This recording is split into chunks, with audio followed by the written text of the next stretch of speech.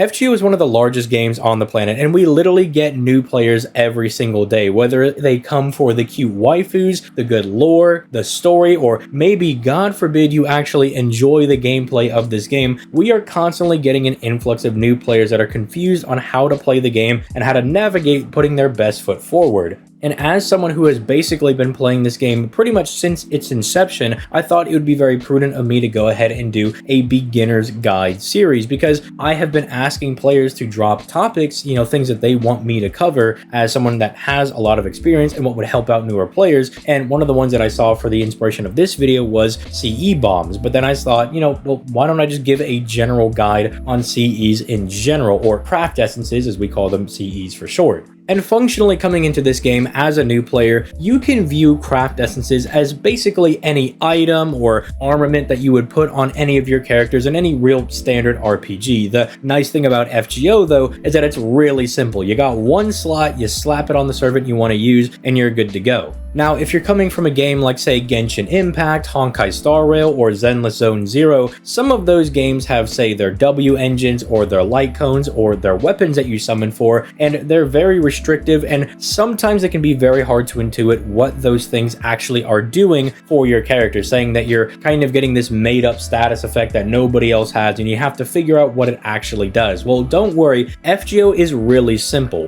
Functionally, any effect that your servant could give to themselves is going to be something you'll find on a craft essence, whether that is just merely getting an attack boost, an NP damage buff, crit damage starting with more NP, or maybe even getting special damage against, say, burned or cursed enemies. All of the things that you could normally do will be found on a craft essence, so I find that they're very easy to intuit even as a newer player. Say you have a servant like Hercules, you summon him during your tutorial gacha. Well, you can see in his character profile that he's got 3 Buster cards and a Buster NP. While there might be a more optimal CE for you to use with him, you can very easily figure out that, well, this guy's got 4 Buster cards functionally, giving him a craft essence, or, an item if you want to think of it that way, that gives him more Buster damage is going to be beneficial for him. Even your supports, these characters that don't really do a whole lot of damage, if you see somebody like Merlin or Castoria and you see that they have 3 arts cards and they have an arts NP, even though it's not a damaging arts NP, you might think, well, they might benefit from an arts buff, and technically there are better CEs for your different supports, but giving them an arts buff is not bad, as it does buff the NP gain that their arts cards are giving them, thus allowing them to get to their NPs a little bit sooner, and thus doing a better job at supporting your main DPS servant. So even though it's not the most quote-unquote optimal, it's very easy in this game to intuit how you can buff your servants properly, because they have the same effects that your servants themselves are using. Now, you might also be a little bit worried because, using those Hoyo games as an example, their buffs that you're able to give to your characters, whether it's a W engine, a light cone, tend to be very limited, and there's not, this robust option for free-to-play CEs that you're able to use, at least for their game, but FGO is a bit different. Realistically, you just have to focus on the 4 and the 5-star ones, because a lot of the low rarity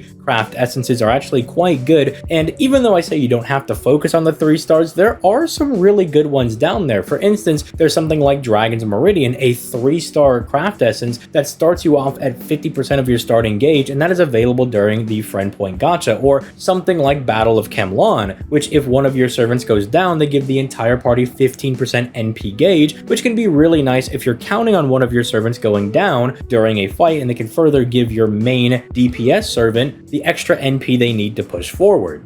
But that's also not even getting into the free CEs that we get that are very powerful. About every 3 to 4 weeks, we do get a new event, and they generally do bring a pretty decent to very good craft essence into the game, that even if you don't have stuff like Kaleidoscope that you might have heard about, that can start you off with 100% of your max HP at the beginning of the fight, or finding something like Black Grail that can give you a 60 to 80% NP damage buff at the cost of 500 HP every single turn, which is really minuscule when you're nuking the enemy into the ground. But events will give us stuff like Aerial Drive or Ocean Flyer. Not the craziest CEs of all time, but they are very good if you want to use them with, say, your Buster or Art Servants respectively, or even the CE Cranking, which is technically the most quote-unquote optimal Buster CE you can be using, at least as of me recording this video. That was given away as a free CE. And so if you're a newer player watching this video, which is who it's intended for, do not worry. We have plenty of very strong free-to-play craft essences, and even during our last anniversary over here on the NA side of things,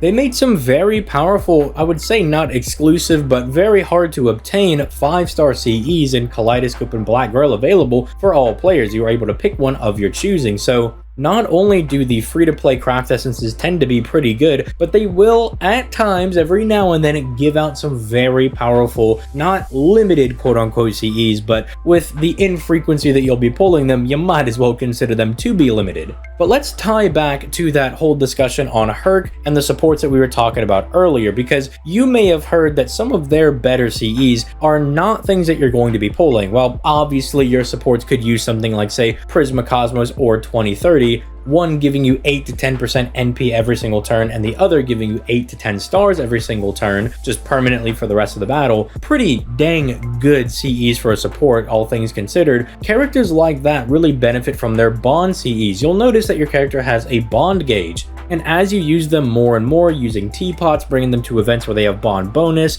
eventually they'll reach bond 10 and they'll get an exclusive craft essence that only works on them. And for some characters, it is the best thing they can be using, which is nice because it's absolutely free. You just have to use the servant enough. Take Hercules, for example. You know, there are some craft essences that you might, as a player, start to use on him. You know, you see that, oh, he kind of wants to be this tanky survival guy, so let me give him a craft essence that gives him more guts, some dodge, some invincibility. But eventually, you'll hit that bond 10, and his bond 10 craft essence gives him 3 additional revives, essentially, and his third skill gives him more damage every time he revives, essentially letting him go from this kind of mediocre average damage to doing some pretty adequate damage when you start proccing more and more of his guts. The same thing, and I don't really see this brought up as much as Hercules, but Tyra has the same thing, a limited 5-star who you would think would have some kind of like limited 5-star craft essence tied to her, but no, I would argue her best craft essence is her bond craft essence. It gives her additional guts that lets her ramp up her damage because she has a very similar mechanic to Herc over there, just on a limited 5-star.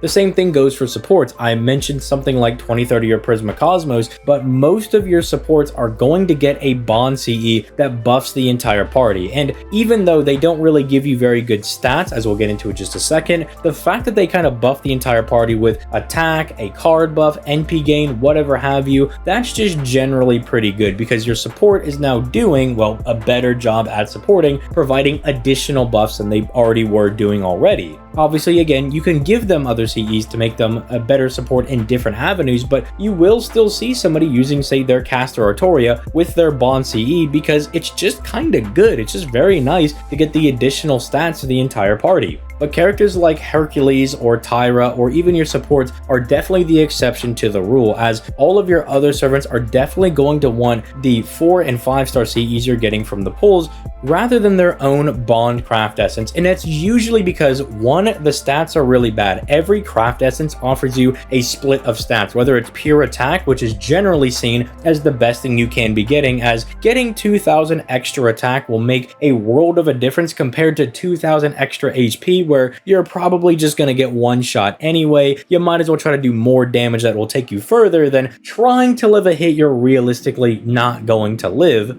And some are split between HP and attack, and we refer to those as split CEs, go figure, and those are generally seen as kind of the worst of the bunch because it's kind of just pick a lane. You know, if I'm going to try to survive, I at least want the maximum HP possible, and if I'm going to try to dome the boss, I at least want the maximum attack possible. Don't try to go middle of the road on me on this where I don't really get the best of anything. And unfortunately, bond craft essences give you pretty much next to no stats. And the bonus they give you doesn't really accommodate for what you're lacking and not getting in stats and other powerful effects that, you know, free-to-play or summonable craft essences are going to give you. So it's perfectly fine to be very cute and use your Gilgamesh with his bond craft essence, but just know he'd probably rather you use cranking or a kaleidoscope on him than his own bond craft essence. However, this brings us to our final section over here, the CE bombing thing that you'll see a lot of people talk about. And instead of trying to explain it, I thought I'd walk you through how it fundamentally and basically works. It's really not all that complicated.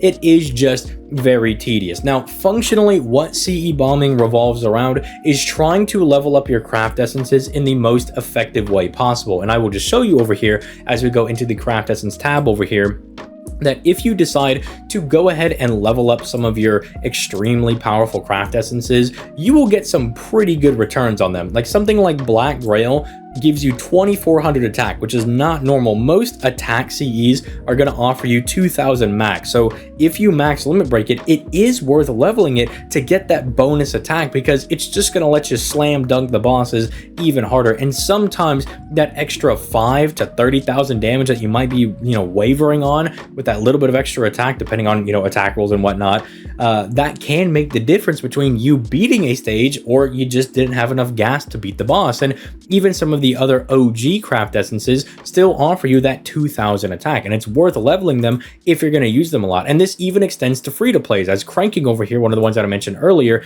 gives you that 2000 attack. It's not just restricted to the summonable ones. They still will give you this on powerful free-to-play craft essences. And so finding out how you can level these up, I think, is a very crucial part in kind of taking your FGO gameplay to the next level. Now, a lot of people will say, oh, I don't want to do this for every single craft essence. It's really annoying. Yes, I agree. You'll notice I've been playing this game from the jump, and how many craft essences have I gone out of my way to level? We've got 1, 2, 3, 4, 5. That's it. These ones right here, they came level max, right? These are your bond CEs. They come at max level. And as you can see, like I said, don't really give you a whole lot of stats. I mean, you're getting 100 HP and 100 attack as opposed to 2000 attack or even 2400 attack. You can definitely see why some people prefer to use the even free-to-play CEs, as they give you much more stats back for what you're investing into them. And because free-to-play CEs can be maxed out for free, just from playing the event, it's often very good whenever you find one of these to maybe consider leveling it up. So let me just break this down on how you do this. Now, generally, the best method to getting your CEs max leveled is you want to actually pay attention to your 2 and 1 star CEs. And I know I did say earlier that you don't have to really care about your 1 and 2 star CEs, and that is for equipping them, because as you can see, the effects on these, not very good. Death resist by 5%, not great, not even remotely good. HP recovery amount by 5%. Yeah, thank you. I'm really appreciative of that. Or buff success rate by 5%. Just not very good values. And so what you can do with these is you can combine them to max limit break your lower rarity CEs, and when you put these CEs that are cheaper to level into a 5-star or 4-star CE that you want to level up, it carries over those EXP values, and it only takes, I think, about like 6 or 7 of these max limit broken 2-star CEs to get a 5-star fully leveled up. And it makes it a lot less painless, because you'll notice as you start to level up a 5-star CE, you're getting way less return on investment as you're trying to level them up. So functionally, it comes down to you find a low rarity CE that you have, and you can do this with 1 stars. I just prefer 2s because it's a bit faster in the way that you just need to get a few less of these done. 1 stars, you need significantly more to get them max limit broken into the 5-star CEs, and I just don't have the patience for that. So you can still do it with 1 stars if you do have the patience for it, but I don't. So what you'll do is you'll just max limit break these CEs over here, and once they're maxed out broken, you'll start on leveling them up, right? And you'll just stockpile these until you find a CE you want to level up. It's more annoying because you can't auto level craft essences as of me making this video like you can with servants. But as you can see, like, we'll go into this one. This is the highest level one I have. The current event is giving us EXP, CEs over here that we can use to feed into our other ones to level them up specifically, and we'll get a decent chunk of levels. And then once I finish leveling this up, I will dump it into a proper CE that I'm looking to level. And just to show you the kind of difference of EXP that you're getting on this, let's just go find a 5-star CE that I have that is, at the lowest level. And, we have this one right here. It's level 1. It's got nothing in it. So we could just go over here and, we could try to dump in, I don't know, let's put like 5 of them in here. We'll see that we'll get 9 levels out of that. We'll effectively get 15,000 standard EXP over there. But if we wanted to just check even how much this 2-star is giving us right now, well, first we're gonna have to go ahead and filter, because I'm pretty sure that boy is locked.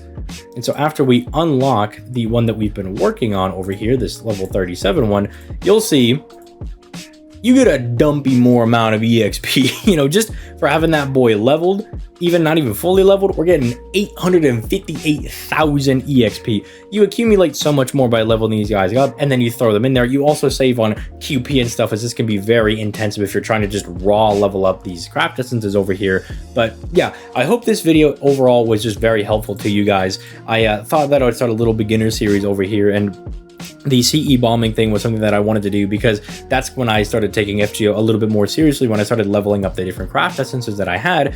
And so if there's any other topics that you would like me to add into this beginner series, feel free to leave those in the comments down below, and I will gladly go ahead and cover those, no matter how dumb the topic you may think might be. It could be something as basic as, I don't know how to click the attack button. I mean, I might drop a comment and just say, hey, click the big circular attack button in the bottom right hand corner, but I'll still respond to it. But if it's something that I think I can make a video on and that would help out people, I'll definitely get that done. So let me know that in the comments down below. And with all that being said, I will go ahead and catch you guys in the next one. Peace, late guys.